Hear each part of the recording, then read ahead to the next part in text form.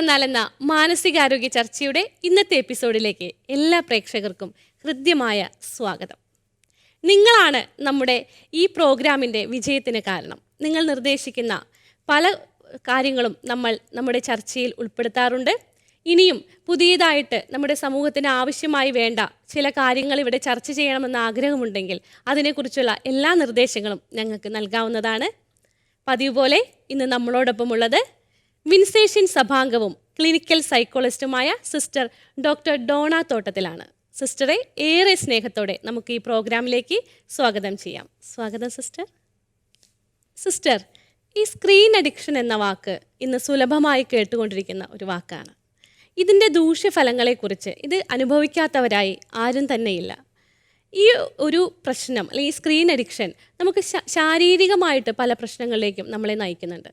ഇതിനെക്കുറിച്ചായാലോ നമ്മുടെ ഇന്നത്തെ ചർച്ച? ഈ സ്ക്രീൻ അഡിക്ഷൻ എന്ന് പറയുന്ന ആ വാക്ക് അല്ലെങ്കിൽ സ്ക്രീൻ യൂസേജ് എന്ന് പറയുന്ന ഒരു വാക്ക് ഇന്ന് സർവ്വസാധാരണമായിരിക്കുന്നു. അപ്പോൾ അതുകൊണ്ട് തന്നെ പരീക്ഷണാർത്ഥം എന്നൊരു രീതിയിൽ ഞാൻ ഒരിക്കലൊരു ക്ലാസ് എടുക്കാനായിട്ട് പോയപ്പോഴത്തേക്കും മാതാപിതാക്കളുമുണ്ട് കുട്ടികളുമുണ്ട്. അപ്പം ഞാൻ ഓർത്തു, തീർച്ചയായിട്ടും ഇപ്പോൾ നമ്മൾ ശാസ്ത്രീയമായ പഠനങ്ങളുടെ അല്ലെങ്കിൽ എവിഡൻസ് ബേസ്ഡ് ആയിട്ടുള്ള കുറേ കാര്യങ്ങൾ നമ്മൾ പുസ്തകത്തിൽ നിന്ന് തന്നെ പഠിച്ച് അതിന് ഒരു പ്രതിവിധി ചെയ്യുക എന്നതിനേക്കാൾ ഉപരിയായിട്ട് നമ്മളിപ്പോൾ കാണുന്ന സമൂഹത്തിൽ നിന്നുള്ളൊരു പ്രതികരണം തന്നെ ഇതിന് കിട്ടുന്നത് നല്ലതായിരിക്കുമെന്ന് ഓർത്തുകൊണ്ട് തന്നെ ഞാൻ ആ ക്ലാസ്സിൽ ഞാൻ ചോദിച്ചു. അപ്പോൾ മാതാപിതാക്കളുടെ ഒരു സെക്ഷനായിട്ടിരിക്കുന്നു, കുട്ടികളുടെ ഒരു സെക്ഷനായിട്ടിരിക്കുന്നു. അപ്പോൾ കുട്ടികളോട് ചോദിച്ചു, നിങ്ങൾ മൊബൈൽ ഫോൺ അല്ലെങ്കിൽ കമ്പ്യൂട്ടർ, TV കാര്യങ്ങൾ നിങ്ങൾ ഉപയോഗിക്കാറുണ്ടോ? ഉണ്ട്. അപ്പം സ്ക്രീൻ എന്ന് പറയുന്ന കാര്യവും സ്ക്രീനിൽ വരുന്ന കാര്യങ്ങൾ അവർക്ക് കൺട്രോൾ ചെയ്യാനും അവർക്കറിയാം എന്നുള്ളത് ഉറപ്പായി. ഓക്കെ, നിങ്ങൾ എത്രമാത്രം സമയം ഈ സ്ക്രീനിൽ സ്പെൻഡ് ചെയ്യുന്നുണ്ട്? അപ്പോൾ നിങ്ങൾക്കത് ഇഷ്ടമാണോ? അപ്പോൾ കുട്ടികളെ സംബന്ധിച്ചിടത്തോളം അവർ പറഞ്ഞൊരു കാര്യം, അതിൽ നിന്നാണ് ഞങ്ങൾക്ക് കൂടുതലും ഇൻഫോർമേഷൻസ് കിട്ടുന്നത്. പഠിക്കാനുള്ള കാര്യങ്ങൾ കിട്ടുന്നുണ്ട്, കളിക്കാനുള്ള ഗെയിമുകളുണ്ട്, ഞങ്ങൾക്ക് കൂട്ടുകാരെ കിട്ടുന്നുണ്ട്. അപ്പോൾ ഞങ്ങളുടെ ഒരു ലോകം എന്ന് പറയുന്നത് ആ സ്ക്രീനിലൂടെ കാണുന്നൊരു ലോകത്തിൽ ഞങ്ങൾ കൂടുതൽ മുഴുകുന്നു, ഞങ്ങൾക്കത് ഇഷ്ടമാണ്. ഓക്കെ, അപ്പോൾ കുട്ടികളെന്ന് നമ്മൾ പറയുമ്പോൾ 15 വയസ്സിന് താഴെയുള്ള 15ഉം അതിന് താഴെയുള്ള ഒരു കുട്ടികളുടെ ഒരു സമൂഹമാണ് അവിടെയുള്ളത്. അവരുടെ തന്നെയാണ് മാതാപിതാക്കൾ അടുത്ത സെക്ഷനിലുള്ളത്.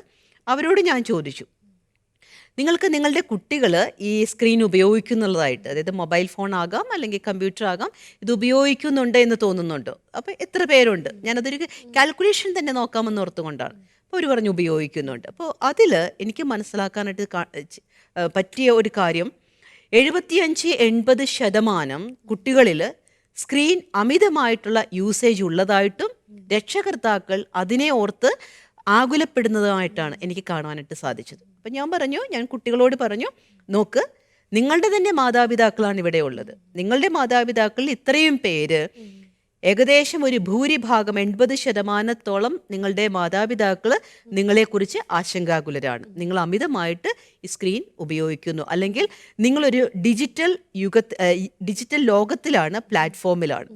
അത് നിങ്ങളെ സാരമായിട്ട് ബാധിക്കുന്നുണ്ട് എന്ന് മനസ്സിലാക്കാൻ പറ്റുമോ? അപ്പോൾ കുട്ടികളെ സംബന്ധിച്ചിടത്തോളം അതവർക്ക് മനസ്സിലാക്കാനോ ഉൾക്കൊള്ളാനോ സാധിക്കില്ല. അപ്പോൾ അവിടെയാണ് ഞാൻ ടീച്ചർ ഇപ്പോൾ നേരത്തെ ചോദിച്ചതുപോലെ ശാരീരികമായിട്ടുള്ള ഒരു രോഗാവസ്ഥ അല്ലെങ്കിൽ ബുദ്ധിമുട്ടുകളെയാണല്ലോ പെട്ടെന്നൊരാൾക്ക് വേർതിരിച്ച് മനസ്സിലാക്കാനായിട്ട് സാധിക്കുന്നത്. ഞാൻ പറഞ്ഞു, ഇവിടെ ഇരിക്കുന്ന കുട്ടികളിൽ എത്ര പേര് സ്പെക്സ് ഉപയോഗിക്കുന്നുണ്ട്, കണ്ണട ഉപയോഗിക്കുന്നുണ്ട്?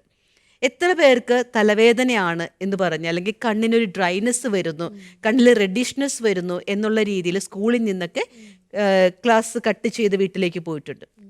അങ്ങനെ നോക്കുമ്പോഴും അവിടെ ഇരിക്കുന്നതിൽ ഒരു 40-45% കുട്ടികൾ ഇതേപോലെ സ്പെക്സ് ഉപയോഗിക്കുന്നവരും കണ്ണിന് പ്രശ്നമുള്ളവരുണ്ട്. അപ്പം നമുക്ക് സ്ക്രീൻ ഉപയോഗിക്കുമ്പോൾ ശാരീരികമായിട്ടുള്ള പ്രത്യാഘാതങ്ങളിൽ ഏറ്റവും പ്രകടമായിട്ട് കാണാൻ സാധിക്കുന്നത് കാഴ്ചശക്തിയുടെ കാര്യവും കേൾവിശക്തിയുടെ കാര്യവുമാണ്. പിന്നെ അതിനുശേഷം നമ്മൾ നോക്കുന്ന ഒരു കാര്യമാണ് കുട്ടികളിലുള്ള ഒബീസിറ്റി.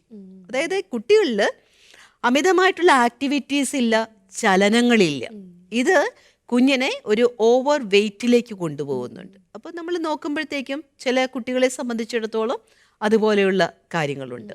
പിന്നെ നമ്മൾ അടുത്തൊരു സ്റ്റെപ്പിലേക്ക് നമ്മൾ നോക്കുമ്പോഴത്തേക്കും അക്കാഡമിക്കൽ ഓറിയൻറ്റേഷനാണ് നോക്കുന്നത്. അപ്പോൾ ഞാൻ ചോദിച്ചു, അക്കാഡമിക്കലി ഇപ്പം മൊബൈൽ ഫോൺ ഉപയോഗിക്കാനോ അല്ലെങ്കിൽ ഗെയിം കളിക്കാനോ മറ്റു അതിലുള്ള പരിപാടികൾ കാര്യങ്ങൾ പ്രോഗ്രാം ചെയ്യാനോ ഇവർ വിദഗ്ധരാണ്. പക്ഷേ എത്ര കുട്ടികൾക്ക് അക്ഷരങ്ങൾ തെറ്റാതെ എഴുതാൻ അറിയാം, അതെ അതെ വായിക്കാൻ അറിയാം, കൂട്ടാൻ അറിയാം. അപ്പം ഇവർക്കിതിനെ ഈ ഒരു കാര്യം കാൽക്കുലേറ്റ് ചെയ്ത് ഈ ഒരു ഡിജിറ്റൽ പ്ലാറ്റ്ഫോമിൽ വെച്ച് കാൽക്കുലേറ്റ് ചെയ്തെടുക്കാൻ അറിയാം, അല്ലെങ്കിൽ കമ്മ്യൂണിക്കേഷൻ വ്യക്തമാണ്. പക്ഷേ എത്രമാത്രം നമ്മുടെ അനുദിന ജീവിതത്തിൽ വെർച്വൽ അല്ലാതെ റിയാലിറ്റിയിൽ ഓറിയൻറ്റഡ് ആയിട്ട് സഫിഷ്യൻ്റ് ആയിട്ട് ജീവിക്കാൻ പറ്റും. അപ്പം അങ്ങനെ 2-3 കാര്യങ്ങളും ചോദ്യങ്ങളൊക്കെ ചോദിച്ചു വന്നപ്പോഴാണ് കുട്ടികൾക്ക് മനസ്സിലാകുന്നത് ശരിയാണ്, അമിതമായിട്ടുള്ള ഈ ഒരു ഉപയോഗം കൊണ്ട് ഞങ്ങളുടെ ശാരീരിക അവസ്ഥയിൽ മാറ്റം വന്നിട്ടുണ്ട്. ചില കുട്ടികളിൽ ഞാൻ കണ്ടിട്ടുണ്ട് ഈ നംനെസ്, അതെ അതെ അതായത് ഇത് ഇങ്ങനെ ഓടിച്ചുകൊണ്ട് ഇരിക്കുന്നു, അവരെ സംബന്ധിച്ച് ഇത് കൺട്രോൾ ചെയ്യാനായിട്ട് സാധിക്കുന്നില്ല. പിന്നെ ഞാൻ മാതാപിതാക്കളോട് പറഞ്ഞ വേറൊരു വസ്തുതയാണ്, മാതാപിതാക്കളെ സംബന്ധിച്ചിടത്തോളം അവർ ഈ കുട്ടികളുടെ പ്രായത്തിലായിരുന്നപ്പോഴത്തേക്കും കിട്ടിയതല്ല ഈ ഒരു ഡിജിറ്റൽ പ്ലാറ്റ്ഫോം. നമുക്കറിയാം, നമ്മുടെ കുഞ്ഞുനാളിൽ അല്ലെങ്കിൽ നമ്മൾ വളർന്നു വന്നൊരു പ്രായത്തിൽ ഇത് നമുക്ക് അത്രമാത്രം പ്രാപ്യമല്ലായിരുന്നു. ഓക്കെ, അപ്പോൾ പ്രാപ്യമല്ലാത്തൊരു കാര്യം അല്ലെങ്കിൽ നമുക്ക് കിട്ടാതിരുന്നൊരു കാര്യം ഇന്ന് ഈ കുഞ്ഞുങ്ങൾക്ക് നമ്മൾ കൊടുക്കുന്നു. പക്ഷേ കുഞ്ഞുങ്ങൾക്ക് നമ്മൾ കൊടുത്തിട്ട് അത് ഉപയോഗിക്കേണ്ട രീതി എന്തെന്ന് നമ്മൾ പഠിപ്പിച്ചു കൊടുക്കുന്നില്ല. അതാണ് ഇവിടെ പറ്റിയിരിക്കുന്ന ഒരു അവസ്ഥ എന്ന് പറയുന്നത്. ഡിജിറ്റൽ യുഗത്തിൽ നമുക്കൊന്നൊരു മോചനം ഇല്ല. ആ ഒരു കാലഘട്ടത്തിലാണ് നമ്മൾ ജീവിക്കുന്നത്. പക്ഷെ അതിനെങ്ങനെയാണ് കുട്ടികളെ എങ്ങനെ അതിൽ നിന്ന് നിയന്ത്രിക്കാം, അല്ലെങ്കിൽ അവർക്ക് ആവശ്യമായിട്ടുള്ളത് മാത്രം നമ്മൾ കൊടുക്കാതെ എങ്ങനെ സാധിക്കുക? അത് കൈകാര്യം ചെയ്യണമെങ്കിൽ ആദ്യമേ തന്നെ നമ്മൾ ഈ കുട്ടികളെ, ഇപ്പം നമ്മളെപ്പോഴും സ്ക്രീൻ അല്ലെങ്കിൽ സ്ക്രീൻ അഡിക്ഷൻ, അതിൻ്റെ ഒരു ദൂഷ്യവശങ്ങളെക്കുറിച്ചും അല്ലെങ്കിൽ അത് ഉപയോഗിക്കുന്നത് മോശമാണ് എന്നുള്ള രീതിയിലാണ് കുട്ടികളെ എല്ലാവരെയും പറഞ്ഞ് വച്ചിരിക്കുന്നത്. ഇപ്പം ഞാൻ ആ ഒരു പോപ്പുലേഷനെ തന്നെ എടുത്തുകൊണ്ട് ഞാൻ കുട്ടികൾക്ക് അവർ ഈ സ്ക്രീൻ ഉപയോഗിക്കുമ്പോൾ മാതാപിതാക്കൾക്കുണ്ടാകുന്ന ഒരു റെസ്പോൺസ് എങ്ങനെയാണ് എന്ന് ചോദിച്ചപ്പോൾ അവർ പെട്ടെന്ന് പറഞ്ഞ, ഞങ്ങളിത് ഉപയോഗിക്കുന്നത് ആർക്കും ഇഷ്ടമല്ല സിസ്റ്റേ, ഞങ്ങളിത് കയ്യിലേക്ക് എടുക്കുമ്പോഴേ പറയും തോണ്ടാൻ തുടങ്ങി, അവനവിടെ കുത്തിയിരിക്കാനായിട്ട് തുടങ്ങി, അല്ലെങ്കിൽ അവൻ ഇനി ഭക്ഷണം വേണ്ട, ഒന്നും വേണ്ട എന്ന് പറയും. അപ്പോൾ കുട്ടികൾക്ക് തന്നെ അറിയാം, മുതിർന്നവർ അവർ ഈ കുട്ടികൾ ഉപയോഗിക്കുന്ന ഈ ഒരു ഡിജിറ്റൽ പ്ലാറ്റ്ഫോമിനെ ശകാരിക്കുന്നുണ്ട്, അല്ലെങ്കിൽ നല്ല രീതിയിലല്ല, അതിനെ ഫേവറായിട്ടല്ല എടുത്തിരിക്കുന്നത്. അപ്പം നമുക്കിനി ചെയ്യാൻ പറ്റുന്നൊരു കാര്യം, കുട്ടികൾക്ക് തന്നെ അവർ ഈ ഒരു ഡിജിറ്റൽ യുഗത്തിൽ ജീവിക്കേണ്ടവരാണെന്നും അങ്ങനെ ജീവിക്കുമ്പോഴും ഒരു ഡിജിറ്റൽ ഡിറ്റോക്സ് അല്ലെങ്കിൽ അതുമായിട്ട് അവർക്കൊന്ന് അകന്ന് കഴിയാനുള്ള ഒരു നമ്മൾ പറയുന്ന അഭേദ്യമായ ബന്ധത്തിൽ നിന്നും തങ്ങളുടെ ഒരു സ്ഥാനത്തേക്ക് മാറാനുള്ള ആ ഒരു ഡിമാർക്കേഷൻ അവരെ പഠിപ്പിക്കണം. അവിടെയാണ് ടൈം മാനേജ്മെൻറ്റ് നമ്മൾ ചെയ്തു കൊടുക്കേണ്ടത്. അപ്പോൾ ഈ ടൈം മാനേജ്മെൻ്റ് എന്ന് ഞാൻ പറയുമ്പോൾ പലപ്പോഴും നമ്മുടെ അടുക്കൽ വരുന്ന കുട്ടികളിൽ ഇപ്പോൾ സ്ക്രീൻ അഡിക്ഷനിലെ വലിയൊരു പ്രത്യാഘാതമാണ് സ്ലീപ്പ് ഡിസ്റ്റർബൻസ്. കൃത്യമായിട്ട് കിടന്ന് ഉറങ്ങുന്നില്ല. കാരണം കുട്ടികൾ ഇതേപോലെ മൊബൈൽ ഫോണൊക്കെ ഇപ്പം തരാമേ എന്ന് പറഞ്ഞ് വാങ്ങിക്കുവാണ്. അപ്പോൾ വൈകുന്നേരങ്ങളിലാണ് വാങ്ങിക്കുന്നതെങ്കിൽ ഈ കുട്ടികൾ ഈ മാതാപിതാക്കളെ പറ്റിച്ച് ഇതുകൊണ്ട് തലേണയുടെ കീഴിലും മേശയുടെ അടിയിലും മേശയുടെ ഡ്രോയിലൊക്കെ കൊണ്ട് വെച്ചിരിക്കുവാണ്. മാതാപിതാക്കൾ ഇത് ഓർക്കുന്നില്ല. അപ്പോൾ അവരെ സംബന്ധിച്ചിടത്തോളം അവരുടെ ഈ നെട്ടോട്ടത്തിൻ്റെ ഇടയ്ക്ക് കൊച്ചിൻ്റെ മൊബൈൽ ഫോൺ എവിടെ വെച്ചെന്ന് ഇവർ ഓർക്കുന്നില്ല. പക്ഷേ ഈ കുഞ്ഞ് ഉറങ്ങാതെ കാത്തിരിക്കുവാണ്. എന്തിനാ? മൊബൈൽ ഫോൺ, ഇത് കഴിഞ്ഞിട്ട് വേണം മൊബൈൽ ഫോണിലേക്ക് വരാനായിട്ട്. അപ്പം ഈ സ്ക്രീൻ അഡിക്ഷനിൽ നമ്മൾ നോക്കേണ്ട ഒരു കാര്യം, ഇൻഫർമേഷൻ സീക്ക് ചെയ്യാൻ എന്ന ഒരു രീതിയിലാണ് ഈ കുഞ്ഞി പ്ലാറ്റ്ഫോമിലേക്ക് വരുന്നത്, അല്ലെങ്കിൽ ഒരു എൻ്റർടൈൻമെൻറ്റ്. പക്ഷേ ഈ ഒരു ഇൻഫർമേഷൻ സീക്ക് ചെയ്ത് കഴിഞ്ഞാൽ ഞാൻ വന്നൊരാവശ്യം തീർന്നു, എനിക്ക് തിരിച്ചു വരണം എന്നൊരു ബോധ്യം കുഞ്ഞിനുണ്ടാവില്ല. അത് നമ്മൾ എപ്പോഴും ഓർക്കുക. അഡോളസെൻസിനായാലും ശരി, യങ് അഡൾട്ടിലായാലും ശരി, ഇപ്പോൾ നമ്മുടെ ഇടയിലൊക്കെ ആയാലും ശരി, നമ്മൾ ചിലപ്പം ഏതെങ്കിലും ഒരു കാര്യം അറിയാനാണ് സെർച്ച് ചെയ്യുന്നത്. പക്ഷേ ആ ഒരു കാര്യം മാത്രമല്ല നമ്മൾ സെർച്ച് ചെയ്ത് പോരുത്. കാരണം ആ ഒരു രീതിയിലാണ് സെർച്ച് എഞ്ചിൻ അതിനെ ഡിസൈൻ ചെയ്തിരിക്കുന്നത്. അല്ല, ഇത് മൊബൈൽ തുറക്കുമ്പോൾ തന്നെ ആ കാര്യം പോലും മറന്നുപോയിട്ട് വേറെ പല കാര്യങ്ങളിലേക്ക് പോകുന്നവരുണ്ട്. ശരിക്കും ഇപ്പം ഈ AI ഒക്കെ, ആർട്ടിഫിഷ്യൽ ഇൻ്റലിജൻസിൻ്റെയൊക്കെ അതിപ്രസരണം മൂലം നമ്മൾ തമ്മിൽ സംസാരിക്കുന്ന ഒരു കാര്യം നമ്മുടെ മൊബൈൽ ഫോൺ കേൾക്കുകയാണ്. പിന്നീട് നമ്മൾ മൊബൈൽ ഫോണോ അല്ലെങ്കിൽ നമ്മൾ ഈ ഡിജിറ്റൽ കാര്യങ്ങളോ എടുത്തു കഴിയുമ്പോൾ അവർ പെട്ടെന്ന് നമുക്ക് തരാൻ പോകുന്ന നമ്മുടെ ഒരു ഫുഡ് എന്ന് പറയുന്നത് ഇതാണ്. ഇതുമായിട്ട് ബന്ധപ്പെട്ട കാര്യം ഇത് പറഞ്ഞപ്പോഴാണ് സിസ്റ്റർ, അതായത് സ്വഭാവ വൈകല്യങ്ങൾ പലതും വളർത്തുന്നുണ്ട് കുട്ടികളിൽ ഈ ഇതിന്റെ അമിതമായിട്ടുള്ള ഉപയോഗം. അതിനെ കുറിച്ചിട്ടൊന്ന് പറയാവോ? അക്രമവാസനകൾ. ഇപ്പോൾ എനിക്ക് പലപ്പോഴും കുട്ടികളെ സ്കൂളിൽ നിന്നൊക്കെ നമുക്ക് ഇമ്മീഡിയറ്റ് ആയിട്ട് ഒരു എമർജൻസി കോൾ അല്ലെങ്കിൽ എമർജൻസി ഹെൽപ്പ് എന്നൊക്കെ പറഞ്ഞുകൊണ്ട് വരും. ഇപ്പോൾ രോഗികളെ കാഷ്വാലിറ്റിയിലേക്കൊക്കെ കൊണ്ടുവരുന്നത് പോലെയൊക്കെ കൊണ്ടുവരും. അത് അവിടെ ഇടിയടി, സാധാ ഇടിയടിയൊക്കെയാണ് നമുക്കറിയാം. കുട്ടികളെ തന്നെയൊക്കെ വിളിച്ചിരുത്തി കാര്യങ്ങൾ, ഇത് അതല്ല, അക്രമമാണ്. പല കുട്ടികളും സ്കൂളിലേക്ക് ആയുധങ്ങൾ കൊണ്ടുവരുന്നു. അപ്പം ഇതെവിടെ നിന്ന് വരുന്നു എന്നൊക്കെ നമ്മൾ ചോദിച്ചു വരുമ്പോഴത്തേക്ക് ഇവർ മനസ്സിലാകുന്ന ഒരു കാര്യം, പല ഗെയിമുകളിലും ഒളിഞ്ഞിരിക്കുന്ന ഒരു കാര്യം മറ്റുള്ളവരെ എങ്ങനെയും കീഴ്പ്പെടുത്തുക, മറ്റുള്ളവരുടെ വികാരങ്ങൾക്കോ അല്ലെങ്കിൽ അവൻ്റെ വേദനകൾക്കോ വില കൽപ്പിക്കാത്ത രീതിയിലേക്ക് നമ്മുടെ കുഞ്ഞുങ്ങൾ അത്രമാത്രം മാനസികമായിട്ട് നമ്മൾ പറയും കഠിന ഹൃദയരായി പോവുകയാണ്. അപ്പം ഞാൻ ഒരു കുട്ടി വന്നപ്പോൾ ഞാൻ ഇങ്ങനെ കാഷ്വലായിട്ട് സംസാരിച്ചപ്പോൾ ഞാൻ ചോദിച്ചു, മോനെ നീ എന്താ കുട്ടിയെ ആ ബ്ലേഡ് വെച്ച്, അതായത് കയ്യിൽ കൊണ്ടുപോയിരിക്കുന്ന ബ്ലേഡിൻ്റെ ഒരു ചെറിയൊരു കഷ്ണമാണ്, ആ ഒരു കഷ്ണം വെച്ചാണ് അവൻ പുറകിൽ കുട്ടിയെ പോറുന്നത്. അപ്പം ഞാൻ ചോദിച്ചു, നീ എന്താ അങ്ങനെ ചെയ്തത്, നിനക്ക് തോന്നിയില്ലേ, അവന് വേദന എടുക്കുമെന്ന് തോന്നിയില്ലേ?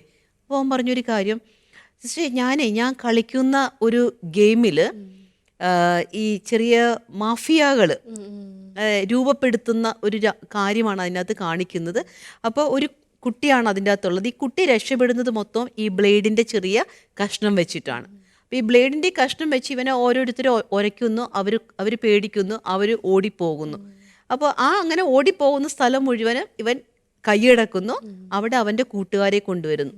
എനിക്ക് ആക്ച്വലി അത് ഏതാ ഗെയിമെന്നൊന്നും എനിക്കറിയില്ല, പക്ഷേ ഇവൻ പറഞ്ഞ ആ ഒരു ഗെയിമിൻ്റെ ഒരു ഉള്ളടക്കം എന്ന് പറയുന്ന ഇതാണ്. അപ്പോൾ അവൻ അപ്പോഴേ പഠിച്ചൊരു കാര്യമാണ് ആക്രമിച്ച് മറ്റുള്ളവനെ ഭയപ്പെടുത്തുക. അപ്പോൾ ടീച്ചേഴ്സ് ആണെങ്കിലും പറയാം അവൻ്റെ ഇതുണ്ട്. അപ്പോൾ അവൻ അങ്ങനെ ഒരു രീതിയിലേക്ക് വരുമ്പോഴത്തേക്ക് കുറച്ച് നാൾ കഴിയുമ്പോൾ അവനെ സംബന്ധിച്ചിടത്തോളം അവൻ ചെയ്യുന്ന പ്രവൃത്തികളുടെ ഒരു ധാർമ്മിക വശം അവന് കണ്ടെത്താനായിട്ട് സാധിക്കാതെ വരുന്നു. ഒരു പതിറ്റാണ്ടിലധികം ഗുഡ്നസ് ടിവിയോടൊപ്പം ആത്മീയ ജീവിതയാത്ര നടത്തിയ പ്രിയ പ്രേക്ഷകർക്ക് മുമ്പിൽ സാഭിമാനം സമർപ്പിക്കുന്നു. OTT പ്ലാറ്റ്ഫോമായ ആമസോൺ ഫയർ സ്റ്റിക്കിൽ ഗുഡ്നസ് ടെലിവിഷൻ ലഭ്യമാകുന്നു.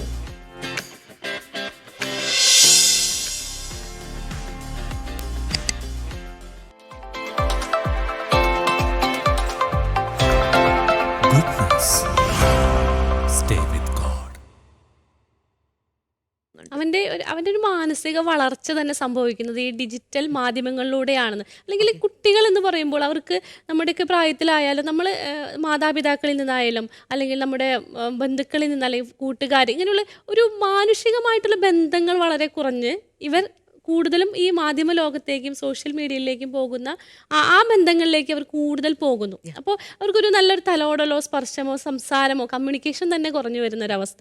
ഇതൊക്കെ വളരെയധികം ഇന്നത്തെ കാലഘട്ടം തന്നെ നമുക്ക് പേടിയാവുന്ന രീതിയിലാണ്. കുട്ടികളുടെ വളർച്ച എങ്ങനെയാണ് ഇപ്പോൾ കുട്ടികളിലുണ്ടാകുന്ന ബിഹേവിയറൽ ആൻഡ് ഇമോഷണൽ പ്രോബ്ലംസ് ഒക്കെ വരുമ്പോഴത്തേക്കും നമുക്കവിടെ നമ്മുടെ ഡിപ്പാർട്ട്മെൻറ്റിൽ അവർക്ക് അതിന് വേണ്ടിയിട്ടുള്ള ബിഹേവിയർ മോഡിഫിക്കേഷൻ ഉണ്ട്, അതുപോലെ തന്നെ സോഷ്യൽ സ്കിൽ ഹെൽപ്പ് ഡെസ്കുകളുണ്ട്, ബോണ്ടിങ്, അതായത് മാതാപിതാക്കളും മക്കളും ഒക്കെ തമ്മിലുള്ളൊരു ബോണ്ടിങ്, കുടുംബാംഗങ്ങൾ തമ്മിലുള്ളൊരു ബോണ്ടിങ് ഒക്കെ വളർത്താനുള്ള ചില മോറൽ ടിപ്സുകളൊക്കെ നമ്മളവിടെ കൊടുക്കാറുണ്ട്. അപ്പോൾ അതിൻ്റെ ഒരു ഭാഗമെന്നോണം ഒരു ദിവസം ഞാൻ കുട്ടികളോട്, അപ്പോൾ ഒരു സെറ്റ് കുട്ടികളാണ്, ഒരു ഗ്രൂപ്പ് കുട്ടികളാണ് ഗ്രൂപ്പ് തെറാപ്പിക്ക് വരുന്നത്. അപ്പോൾ അവരോട് പറഞ്ഞു അവരുടെ വീട്ടിൽ ഈ ആൽബം കൊണ്ടുവരാൻ പറഞ്ഞു. അപ്പോൾ പഴയ ആൽബങ്ങൾ അവരുടെ വീട്ടിൽ ചെന്ന് അച്ഛനോടോ അമ്മയോടോ അല്ല മുത്തച്ഛനോടോ മുത്തശ്ശിയോടോ ഒക്കെ ചോദിച്ച് കൊണ്ടുവരാൻ.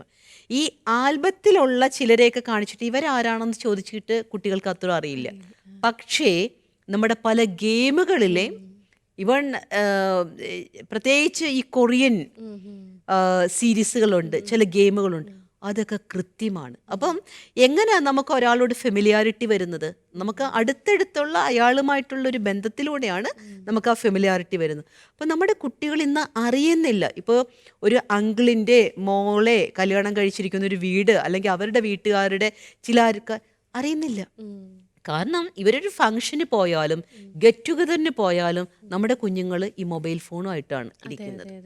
അപ്പോൾ ഞാനത് പ്രത്യേകം പറയും, നമ്മുടെ ഫാമിലിയിലെ ക്വാളിറ്റി ടൈമിൽ നമ്മുടെ ആൽബമൊക്കെ എടുത്ത് വെക്ക്. അതുപോലെ തന്നെ ഇന്നവരെ ഇതാണ് ബന്ധങ്ങൾ പറഞ്ഞു കൊടുക്കും. അപ്പോൾ അങ്ങനെ പറഞ്ഞു വരുമ്പോഴത്തേക്കും മക്കൾക്ക് മനസ്സിലാകും, ഓക്കെ എൻ്റെ റിലേറ്റീവ്സ് ഇവിടെയൊക്കെ ഉണ്ട്, ഇങ്ങനെയൊരു കാര്യമുണ്ട്. ഇപ്പോൾ പലപ്പോഴും മുഖമില്ലാത്ത ബന്ധങ്ങളെ തേടാനാണ് നമ്മുടെ കുഞ്ഞുങ്ങൾ പരിശ്രമിക്കുന്നത്, പ്രത്യേകിച്ച് കൗമാരക്കാർ. ഇൻസ്റ്റഗ്രാമിൽ ഒക്കെ അവരെയൊക്കെ എനിക്ക് പരിചയമുണ്ട്. ഇപ്പോൾ കഴിഞ്ഞ ഒരു ദിവസം ഒരു കുട്ടിയുമായിട്ട് സംസാരിച്ചപ്പോഴത്തേക്കും ആ കുട്ടിയുടെ കൂട്ടുകാരുടെ കുറച്ച് കൂട്ടുകാർ ഈ കുട്ടിയെ കണ്ടു എന്ന് കൂട്ടുകാരോട് പറഞ്ഞു. പക്ഷെ ഈ കുട്ടി പറയുന്നത്, അയ്യോ എനിക്ക് അവരെ അറിയത്തില്ല കേട്ടോ, പക്ഷേ സോഷ്യൽ മീഡിയയിൽ ലൈം ലൈറ്റിൽ നിന്ന കുറച്ച് ആൾക്കാരുടെ കാര്യം അവരെയൊക്കെ എനിക്ക് അറിയാം. അപ്പം അത് തെറ്റാണെന്നല്ല ഞാൻ പറയുന്നത്, പക്ഷേ ഒരു ഡിജിറ്റൽ പ്ലാറ്റ്ഫോമിൽ കണ്ടെത്തുന്നവർ തമ്മിൽ ഒരു ഹായ് ബന്ധമേ ഉള്ളൂ. പക്ഷേ അതിനേക്കാൾ ഉപരിയായിട്ട് നമ്മൾ കാണുന്നു, നമ്മുടെ ഒരു റിയാലിറ്റിയിൽ നമ്മൾ കാണുന്നു പ്രസൻസ് ആൻഡ് പ്രോക്സിമിറ്റി എന്ന് പറയും. അത് നമ്മളിൽ തരുന്ന നമ്മൾ പറയുന്ന ഒരു വികസനമുണ്ട്. അതിപ്പോൾ നമ്മുടെ ബൗദ്ധിക തലത്തിൽ ആ ഒരു വികസനം നമുക്ക് ഒത്തിരിയേറെ പ്രാധാന്യം നൽകും. ഇപ്പം നമുക്കറിയാം, കൊറോണ കാലഘട്ടത്തിൽ നമുക്കൊരു ഡിജിറ്റൽ പ്ലാറ്റ്ഫോമിലായിരുന്നു. അപ്പോൾ ഒരു ലോക്ക്ഡൗൺ കാലഘട്ടമാണ്.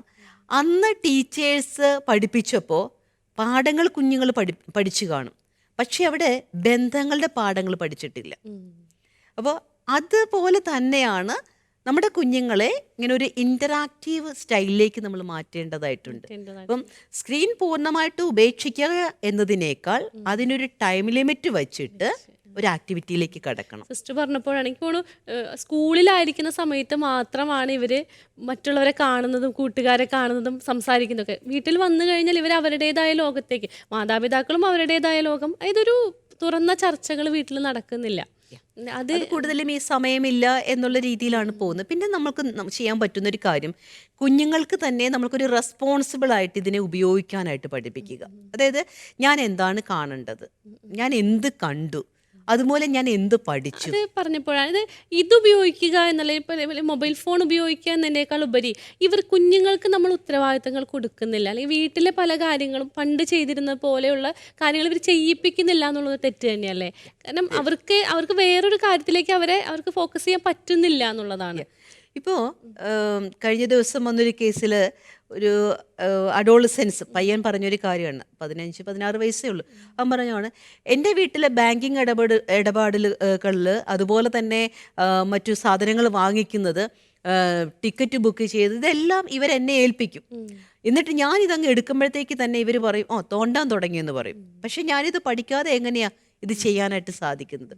പക്ഷേ അങ്ങനെ ചെയ്യുന്ന ഒരാളെ കൊണ്ട് തന്നെ വീട്ടിലെ മറ്റു റെസ്പോൺസിബിലിറ്റീസും, ഇപ്പം കഴിക്കുന്ന ഭക്ഷണത്തിൻ്റെ പാത്രം കൊണ്ടൊന്ന് കഴുകാനായിട്ട്, അല്ലെങ്കിൽ ഈ ഭക്ഷണം എങ്ങനെയാണ് വന്നത് അതൊന്ന് ആലോചിക്കാനായിട്ട് അവന് സമയമില്ലാതെ പോകുന്നു. അവനെ തന്നെ ഒന്ന് ക്ലീൻ ചെയ്യാനായിട്ട് അവന് സമയമില്ല, കുളിക്കാൻ സമയമില്ല. പല കുട്ടികളും പറയുന്നൊരു കാര്യമാണ്, എനിക്ക് പഠിക്കാൻ കുറേ ഉണ്ടായിരുന്നു, അത് കഴിഞ്ഞിട്ട് എനിക്ക് കുറച്ച് ഗെയിം കളിക്കാനുണ്ടായിരുന്നു, അത് ഗ്രൂപ്പ് ഗെയിം ആയിരുന്നു, അവർ വരും. അപ്പം അങ്ങനെയൊക്കെ വരുമ്പോഴത്തേക്കും എനിക്കത് കുളിക്കാനോ അലക്കാനോ ഉള്ള സമയമില്ല.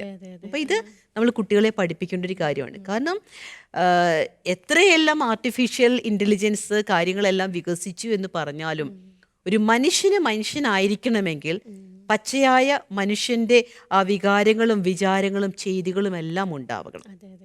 പിന്നെ നമ്മുടെ കുഞ്ഞുങ്ങൾ മറന്നു പോകുന്നൊരു കാര്യമാണ്, ഇവരെ സംബന്ധിച്ചിടത്തോളം ഒരു ഡിജിറ്റൽ പ്ലാറ്റ്ഫോം കിട്ടിക്കഴിഞ്ഞാൽ എല്ലാമായി, വേറെ ഒന്നും വേണ്ട. അപ്പോൾ ആദ്യം തന്നെ അവര് ഡിറ്റാച്ച് ചെയ്യുന്നത് ആരോടാണ്? മാതാപിതാക്കളോട്. മാതാപിതാക്കളില്ലേലും കാര്യങ്ങളൊക്കെ നടക്കും. അപ്പം ഒരു പ്രാവശ്യം ഒരു കുട്ടി അതിൻ്റെ കൊച്ചിൻ്റെ അച്ഛനോട് അമ്മയോട് പറഞ്ഞ, നിങ്ങളിപ്പോൾ ജീവിച്ചിരുന്നില്ലേലും നിങ്ങളുടെ കുറച്ച് പൈസ ബാങ്കിലിട്ടിട്ട് അത് അവിടെ കിടക്കുന്നുണ്ട് എങ്കിൽ എനിക്ക് ഉറപ്പാണ് എനിക്ക് ജീവിക്കാൻ പറ്റുമെന്ന്, നിങ്ങൾ വേണമെന്നില്ല. അപ്പം ആ ഒരു തലത്തിലേക്കൊക്കെ നമ്മുടെ മക്കൾ മാറിക്കഴിഞ്ഞു. കാരണം ATM കാർഡുണ്ട്, അല്ലെങ്കിൽ ട്രാൻസാക്ഷൻസ് UPI ട്രാൻസാക്ഷൻസ് നടക്കും, പിന്നെ നിങ്ങളെന്തിനാ? അപ്പോൾ അതിലേക്കൊക്കെ വന്നു കഴിഞ്ഞു. അപ്പം നമുക്ക് നമ്മുടെ കുഞ്ഞുങ്ങളുടെ ഒരു നമ്മൾ പറയണ ഒരു ദിനചര്യയെ രേഖപ്പെടുത്തി വെക്കാനും അത് ഉത്തരവാദിത്വപൂർണ്ണമായിട്ട് അവൻ ചെയ്യുന്നുണ്ടോ എന്ന് നോക്കാനും നമ്മുടെ മാതാപിതാക്കൾ കടപ്പെട്ടിട്ടുണ്ട്. അപ്പോൾ അവിടേക്കാണ് നമ്മുടെ കുട്ടികൾക്ക് ഇപ്പം ഒരു സ്ക്രീൻ ടൈം കഴിഞ്ഞതിന് ശേഷം നമ്മൾ പറയും, നമ്മുടെ സൈക്കോളജിയിൽ ഒരു ഗ്രൗണ്ടിങ് ടെക്നിക്സ് എന്ന് പറയും. അതായത് 5-4-3-2-1 ടെക്നിക്കുണ്ട്. അതായത് ഒരു കുറച്ച് സമയം, നിങ്ങൾ എത്ര സമയമാണോ നിങ്ങൾ സ്ക്രീൻ ഉപയോഗിച്ച്, ഇപ്പോൾ സ്ക്രീൻ ഉപയോഗിക്കുമ്പോഴും ഓർക്കുക, കുട്ടികളുടെ പ്രായം അനുസരിച്ച് തന്നെ വേണം അവർ ഉപയോഗിക്കേണ്ട ടൈമിങ്. ഒരിക്കലും ഒരു 0 to 2, അതായത് 2 വയസ്സ് വരെയുള്ള കുട്ടികൾക്ക് ഒരു കാരണവശാലും ഒരു സ്ക്രീൻ ടൈമോ അല്ലെങ്കിൽ അതിൻ്റെ ഒരു ലൈറ്റോ കൊടുക്കരുതെന്ന് തന്നെയാണ് പറയുന്നത്. കാരണം അത് അവരുടെ ശാരീരികമായിട്ടുള്ള പ്രവർത്തനങ്ങളെയും വളർച്ചയെയും അവരുടെ ബൗദ്ധികമായ വളർച്ചയെയും ധാരാളമായിട്ട് ബാധിക്കുന്നുണ്ട്. അപ്പോൾ ഈ ഒരു അഡോളസെൻസിനൊക്കെ നമ്മളൊരു 1 hour ഇത് ഉപയോഗിക്കാൻ കൊടുത്തു കഴിഞ്ഞാൽ അവരോട് പറയണം, അത് ഉപയോഗിച്ച് മടക്കി വെച്ച് വരുമ്പോൾ നിങ്ങളുടെ ഒരു ബ്രെയിൻ ടെക്നിക്ക് നിങ്ങൾ ഉപയോഗിക്കണം. എൻ്റെ അകത്തിപ്പം 5 4 3 2 1 ടെക്നിക്ക് എന്ന് പറഞ്ഞാൽ ഒരു 5 കാര്യങ്ങൾ നിങ്ങൾ കാണുന്നതിനെ പറയുക. അപ്പോൾ അവരത് മൊബൈൽ ഫോൺ അവിടെ വെച്ചു, മേശ ഉണ്ട്, അല്ലെങ്കിൽ പെൻ അവിടെ ഇരിക്കുന്നുണ്ട്, അല്ലെങ്കിൽ റെഡ് കളറിലൊരു പൂ അവിടെയുണ്ട്. സോ അത് കാണുന്നു, 5 കാര്യങ്ങളെക്കുറിച്ച് അവർ പറയുന്നു. അപ്പം ആരോടെങ്കിലും പറയണമെന്നില്ല, അവർ തന്നെ പറയുന്നു. പിന്നെ ഒരു 4 കാര്യങ്ങളെ ഫീൽ ചെയ്യുക. നമുക്ക് തൊടാം, അല്ലെങ്കിൽ നമുക്ക് ആ ഒരു 4 ഡിഫറെൻ്റ് ടെക്സ്ചറുകളെ നമുക്ക് തൊട്ടിട്ട് അത് ഫീൽ ചെയ്യാം. ഓക്കെ. പിന്നെ 3 കാര്യങ്ങൾ കേൾക്കാനായിട്ട്, അതായത് ഒരു 3 പ്രത്യേക സ്വരങ്ങളെ അവർക്ക് വേർതിരിച്ച് കേൾക്കാനായിട്ട് അവർ ശ്രമിക്കണം. പിന്നെ 2 കാര്യങ്ങൾ സ്മെല്ല് ചെയ്യാനായിട്ട്. ഓക്കെ. അപ്പോൾ ചിലപ്പം അവരുടെ ഒരു ഡ്രസ്സിൻ്റെ സ്മെല്ലായിരിക്കാം, അല്ലെ അവരുടെ ഒരു ബുക്കിൻ്റെ സ്മെല്ലായിരിക്കണം. സോ അത് അവർ റെക്കഗ്നൈസ് ചെയ്യണം, ഇന്ന 2 സ്മെല്ലുകൾ. പിന്നെ ഒരു ടേസ്റ്റ്. അപ്പം ചിലപ്പം ഒരല്പം വെള്ളം കുടിക്കുന്നതായിരിക്കാം, അല്ലെങ്കിൽ ഒരല്പം മധുരം കഴിക്കുന്നതായിരിക്കാം, അല്ലെങ്കിൽ മറ്റു ഏതെങ്കിലും ഒരു കാര്യം ടേസ്റ്റ് ചെയ്യുന്നത്. അപ്പോൾ ഇത് നമ്മുടെ ഒരു ഇൻ്റഗ്രൽ ആയിട്ടുള്ള സംവേദന നാഡികളെ ത്രസിപ്പിക്കുന്നുണ്ട്, അല്ലെങ്കിൽ ഒന്ന് സമന്വയിപ്പിക്കുന്നുണ്ട്. അപ്പോൾ ഇത് ആ ഒരു സമയം അത്രയും അവർ സ്ക്രീൻ ഉപയോഗിച്ചപ്പോഴത്തേക്കും നമ്മുടെ ബ്രെയിനുണ്ടായിട്ടുള്ള ആ ഒരു കറസ്പോണ്ടിങ് മെക്കാനിസത്തെ ഒന്ന് മാറ്റുന്നതാണ്. അപ്പം ഈ ഒരു കാര്യം ചെയ്തതിന് ശേഷം പഠിക്കാനൊക്കെ പോകുമ്പോൾ അവർക്ക് കുറച്ചും കൂടി, ഇപ്പം നമ്മൾ പറയത്തില്ല ഉറക്കച്ചടവിലൊക്കെ ഇരുന്നേച്ചും അങ്ങനെ തന്നെ ഒരു ബുക്ക് വായിക്കുന്നതിനേക്കാൾ ഒന്ന് എഴുന്നേറ്റ് പതുക്കെ നമ്മളൊന്ന് വാമപ്പൊക്കെ ചെയ്ത്, അല്ലെങ്കിൽ ഒരു ഗ്ലാസ് വെള്ളം കുടിച്ചിട്ട് പഠിക്കാനിരിക്കുമ്പോൾ നമ്മുടെ ബ്രെയിൻ അലേർട്ട് ആകും എന്ന് പറയുന്നത് പോലെയാണ് ഈ 5 4 3 2 1 മെത്തേഡ്. അപ്പോൾ 5 കാര്യങ്ങളെ കണ്ടത് നമ്മൾ പറയാനായിട്ട് ഉപയോഗിക്കുന്നു, ഒരു 4 കാര്യങ്ങളെ ഫീൽ ചെയ്യുന്നു, ഡിഫറെൻറ്റ് ടെക്സ്റ്റേഴ്സിനെ നമ്മൾ ഇപ്പോൾ അത് കൈകൊണ്ട് തൊടാം, കാലുകൊണ്ട് തൊടാം, അല്ലെങ്കിൽ നമ്മുടെ ബോഡി ചെന്നൊരിടത്ത് ഷേക്ക് ചെയ്യുന്നതാകാം. അതുപോലെ തന്നെ ഒരു 3 കാര്യങ്ങളെ നമ്മൾ കേൾക്കാനായിട്ട്, 3 ഡിഫറെൻറ്റ് ടോണുകളായിരിക്കാം കേൾക്കാനായിട്ട്, 2 കാര്യങ്ങളെ സ്മെല്ല് ചെയ്യാനായിട്ട്, ഒരു കാര്യത്തെ നമ്മൾ ടേസ്റ്റ് ചെയ്യാനായിട്ട്. അപ്പോൾ ഇതെല്ലാം ചെറിയ ചെറിയ ടെക്നിക്കുകളാണ്, കാരണം നമ്മുടെ ബ്രെയിൻ ആണല്ലോ. ടെക്നിക്ക് പറഞ്ഞത് നന്നായി. കാരണം ഇത് പല ചർച്ചകളും നമ്മളിങ്ങനെ കേൾക്കുന്നുണ്ട്, പക്ഷെ ഇങ്ങനെയുള്ള ടെക്നിക്സ് ഒരു അമ്മയായ എനിക്ക് അതൊരു അനുഭവമാണ്, പുതിയൊരു അനുഭവമാണ്, പുതിയൊരു അറിവാണ് സിസ്റ്റർ പറഞ്ഞത്. അപ്പോൾ ഇതേപോലെയുള്ള കാര്യങ്ങളൊക്കെ ചെയ്യുമ്പോൾ നമുക്ക് സ്ക്രീൻ അപ്പാടെ ഉപേക്ഷിക്കണം എന്നതിനേക്കാൾ കൂടുതലായിട്ട് ഉത്തരവാദിത്വപൂർണ്ണമായിട്ട് സ്ക്രീൻ ഉപയോഗിക്കാനും, ആ ഉപയോഗിച്ചത് കൊണ്ട് ഞാൻ എന്ത് നേടി എന്നതൊന്ന് ചിന്തിക്കാനും, അതോടൊപ്പം തന്നെ കുട്ടികളെ കൊണ്ട് നമുക്ക് വേറൊരു കാര്യവും ചിന്തിപ്പിക്കാം. ഇതൊക്കെ കണ്ടുപിടിക്കാനായിട്ട് മനുഷ്യനെ സഹായിച്ച ദൈവത്തിൻ്റെ ആ ഒരു പ്രസൻസ്, അപ്പം അതിനൊരു ആത്മീയ പരിവേഷം കൂടി, അല്ലെങ്കിൽ എൻ്റെ ദൈവമേ ഞാനിപ്പോൾ ഒരു കാര്യം സെർച്ച് ചെയ്തു എനിക്കത് കിട്ടി, ദൈവമേ താങ്ക് യു. കാരണം ദൈവം അത് വെളിപ്പെടുത്തി തരുന്നത് ഇതിലൂടെയാണ്. അപ്പം അതിനെയും ഞാൻ ഉത്തരവാദിത്വപൂർണ്ണമായിട്ട് ഉപയോഗിക്കണം എന്നൊരു രീതിയിലേക്കൊക്കെ നമ്മുടെ കുഞ്ഞുങ്ങൾക്ക് വളരാനായിട്ട് സാധിക്കും. ഇന്നത്തെ ഒരു ഡിജിറ്റൽ യുഗത്തിൽ നമ്മൾ കുട്ടികളെ എങ്ങനെയാണ് വളർത്തേണ്ടത്, അങ്ങനെയുള്ള ഒരുപാട് പുതിയ അനുഭവങ്ങളും പുതിയ അറിവുകളും ഇന്നത്തെ ചർച്ചയിൽ നമുക്ക് കിട്ടിയിട്ടുണ്ട്. മനം തുറന്നാലെന്ന മാനസികാരോഗ്യ ചർച്ചയുടെ ഇന്നത്തെ എപ്പിസോഡ് ഇവിടെ അവസാനിക്കുകയാണ്. ചർച്ചയിൽ പങ്കെടുത്ത സിസ്റ്റർ ഡോക്ടർ ഡോണ തോട്ടത്തിലിന് ഏറെ സ്നേഹത്തോടെ നന്ദി അറിയിക്കുന്നു. അടുത്തയാഴ്ച പുതിയൊരു വിഷയവുമായി ഇതേ സമയം ഇതേ ദിവസം നമുക്ക് കണ്ടുമുട്ടാം. അതുവരെ ഏവർക്കും നന്ദി.